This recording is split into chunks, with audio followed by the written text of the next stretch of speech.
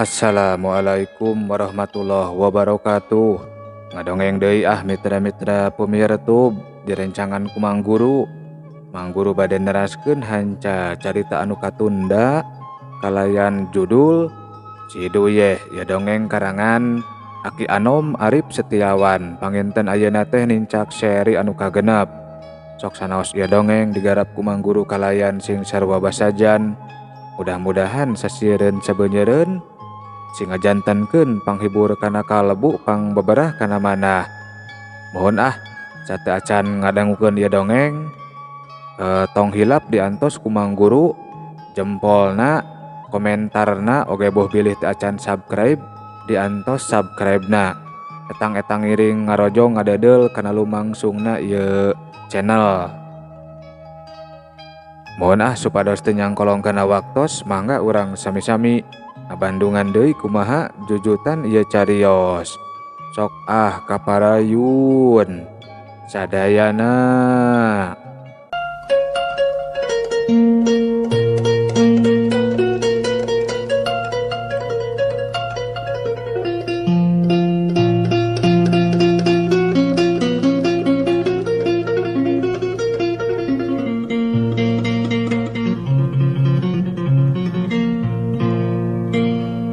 Mitra-mitra pemirsa tub dongeng Mang Guru, neng nita ngajenghok nempo aya alat berat anu keur diakut ka palebah pasir. Padahal pasir teh paragi ulin barudak. Di luhurna aya palataran anu negla sarua ukuranana jeung lapang futsal. Salian keur ulin barudak, jukutna oge aralus, komo keur usum ngijih mah. Ti mamana ngadon ngarit di dinya. Atuh tutuwuhan anu aya di dinya sok rajeun dijieun suluh. Kela eta beko rek ngeruk tanah anu mananya, ceuk Neng Lita bari nyidik-nyidik beko anu keur ngarayap ka pasir. Beko aya 3 siki mah, anu 2 mah laleutik. Sedengkeun anu hiji deui rada gede. Neng Lita panasaran hayang nyaho beko rek ka mana leosna. Kebeneran aya operatorna anu ngaliwatan pipir imah make motor. Pak, punten, eta beko bade ka mananya, ceuk Neng Lita. Pasir Golis, Neng. Pan bade jantan perumahan. Cenah ceuk eta operator bari ngarandeg. Perumahan naon, Pak? Ceuk Neng Lita kerung. Pan geus padadet di lembur Pasir Wangi teh aya 5 perumahan di dinya teh. Ngan teu daekeun ngabangun di Pasir Geulis paur bisi longsor. Mohon, tak ieu kopian IMB-na Neng. Tospik bakal aya 100 unit perumahan. Rame engke mah geura Neng, ceuk operator beko bari majukeun motorna. Neng Lita ngahulang bet ku harianeun lamun aparat lembur mere izin ngabangun deui perumahan. Aduh, pasti si Abah aya di satukangan ieu proyek. Pan Pasir Geulis teh tanah anu Abah. Ongkoh rek diwakafkeun dijieun makam, nah make dijual. Ceuk Neng Lita gegelendeng. Ret ka Ciduyeh anu tatadi ukur ngabandungan Neng Lita jeung operator. Ngahulang wae, abdi rek kalebak heula nya, nepungan Abah Soma, ceuk Neng Lita bari ngaleos kaluar ti imahna Bidarsi. Dina jero hatena Neng Lita teu panuju lamun Pasir Geulis diwangun jadi perumahan. Atuh beak meureun lahan kosong keur serpan cai.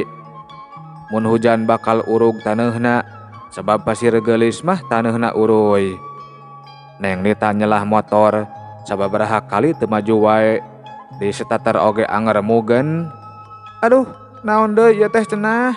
Ceuk Neng Lita bari ngelikan mesin motor. Diajaran di starter deui anger teu hurung. Neng Lita kesel jiga anu ulah indit ka imah bapana. Dina kaayaan kitu torojol Ciduyeh ti jero imah nyampeurkeun ka Neng Lita anu keur ugal-ugil ngoprek mesin motor. Ciduyeh cingogo pahareup-hareup jeung Neng Lita. Naon Kang, bade mantuan? Mangga, ceuk Neng Lita bari mesem. Leungeun Ciduyeh ngaragamang kana mesin motor. Kabelna diilikan, gap kana obeng aya sababaraha kabel anu teu nyambung gancang disambungkeun. Neng Lita olohok nempo salakina keur ngomean motor, teu lila motor di starter terus hurung.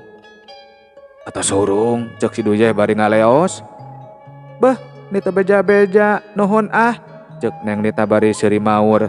Antara percaya jeung teu percaya boromah nyapirakeun ka si Duyeh teh sing horeng geuning bisa ngomean motor oge. Neng Nita teu loba pamikiran naon, geus ilahar meureun dina tiap kakurangan hiji jalma. Sok aya wae onjoyna, bisa wae si Duyeh teh teu pati denger ngan ari dina widang lain mah boa manehna leuwih tapis deui. Ngan anger keur Neng Nita mah si Duyeh geus nyieun ceda dina jero hatena, disaprak kawin si Duyeh jiga anu nyingkahan. Neng Nita teu narima mun manehna ditampik ku pantar si Duyeh asa dihina. Rupa sakieu geulisna, awak oge sampulur, utek ge teu bodo-bodo teuing, tapi naha lalaki teh jual mahal pisan, jiga manehna anu jejeg wae. Cek Neng Nita bari ngagas motorna. Mitra-mitra pemirtub dongeng Mang Guru gancangna ieu carita nepi ka imah bapana geus loba jalma ngagimbung. Kadengena mah jiga anu keur arambek ngan basoma teu tembong nyampeurkeun anu ngagimbung. Ya Neng Nita geuningan, dupi pasomana aya kitu Neng, cek salah saurang anu aya di dinya. Wartosan tuang Rama, cik atuh da tos pangsiun jadi kubu, ulah sok haripet ku teuteureuyeun, keun pasir geulis mah ulah dioprek di jieun proyek atuh, sing sadar kana dampak lingkungan, mun urug anu pangheulana kaleled imah Bidarsi apanan, cek salah sahiji punduh anu ngawakilan punduh anu sejen. Kela, punten sateu acana, abdi oge teu terangna naon, mung tadi ninggal aya beko anu ka pasir geulis ditaros ka operatorna, saurna bade didamel parumahan, abdi oge teu panuju, anu mawi ka dieu bade nepungan pun bapa, cek Neng Nita bari unggah ka tepas. Abah, cek Neng Nita gegerwan bari noong tina kaca. Teu aya ti tadi oge Neng, cek punduh bari nyampeurkeun ka Neng Nita di tepas. Tekanan tuang Rama Neng, pasir geulis tos dikawasa ku pengembang perumahan. Kumaha ieu teh atuhnya? Teu musyawarah heula jeung warga, cek warga anu sejen.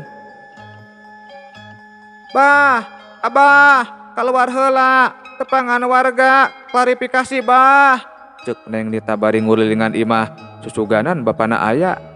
Neng Nita nyobaan telepon bapana ngan teu aktif, mencet deui nomor indungna sarua teu aktif, imah kosong eueuh sasaha. Kieu we ka bapak-bapak sadayana, abdi bade milarian heula pun bapa, perkawis pengembangku abdi bade dicariosan heula, cek Neng Nita. Nya atuh ari kitu mah diantos jebarna nya Neng, cek punduh bari ngabringkeun anu sejen sangkan ninggalkeun imahna Basoma. Mitra-mitra pemirtub dongeng Mang Guru, Neng Nita ngan saukur gogodeg, geus teg we indung bapana pasti indit ka Sukabumi nyarumput. Samaruk bisa disumputan, ieu teh perkara gede anu mamawa warga.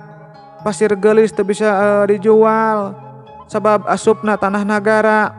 Nah si Abah leluasan ngajual bari teu musyawarah heula jeung warga. Sanggeus kitu mah Neng Nita mulang deui ka imahna Bidarsi. Kasampak teh si Duyeh keur diuk dina golodog.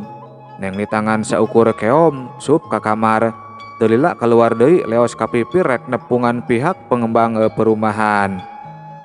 Aya anu tiasa dibantos Neng geulis, nepangkeun abdi Hadi, Insinyur Hadi, cek pengembang ngabageakeun ka Neng Nita. Mohon Pak Hadi, walon Neng Nita. Doh, ulah bapak tuh, abdi mah lengoh keneh da. Cek Hadi bari suara seuri. Pami tiasa di-cancel heula, margi ieu tanah ulayat, sanes anu pribadi, kedah aya kasapukan ti warga, cek Neng Nita. Hadi unggut-unggutan. Ya weh tuh Neng nya, urang ngobrol bari makan siang, tapi makan malam Neng, kumaha tah? Sanes teu nuhun, tapi ieu mah darurat, punten teu tiasa. Leungeun Neng Nita ditewak ku Hadi, dipurilitkeun ka tukang. Dupi Neng saha kitu, gelis-gelis pinter pisan, jadi sekretaris abdi we nya. Hihihi. Cenah bari harewosan, Neng Nita teterejel ngan eleh tanaga ku Hadi.